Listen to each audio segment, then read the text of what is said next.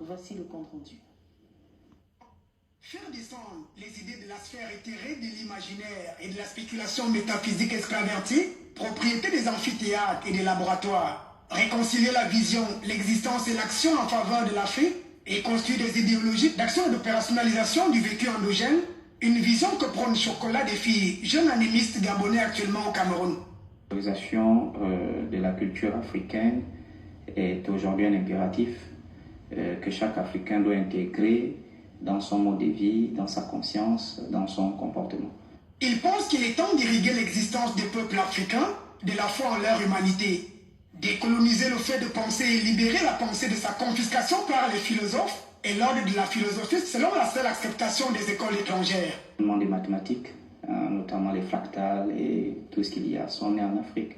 Et donc, le développement s'assoit sur la culture, comme la Chine aujourd'hui. Donc, il faut revenir à la culture pour puiser ce qu'il y a dans notre culture pour nous développer.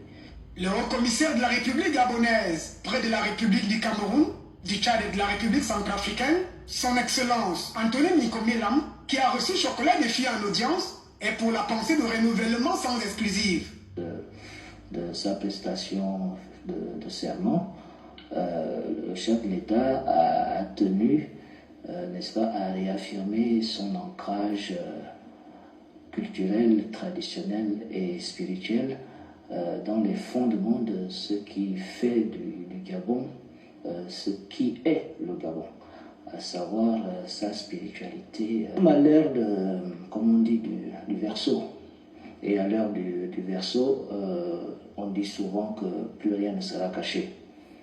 Et comme vous l'avez dit, l'Afrique est le berceau de l'humanité.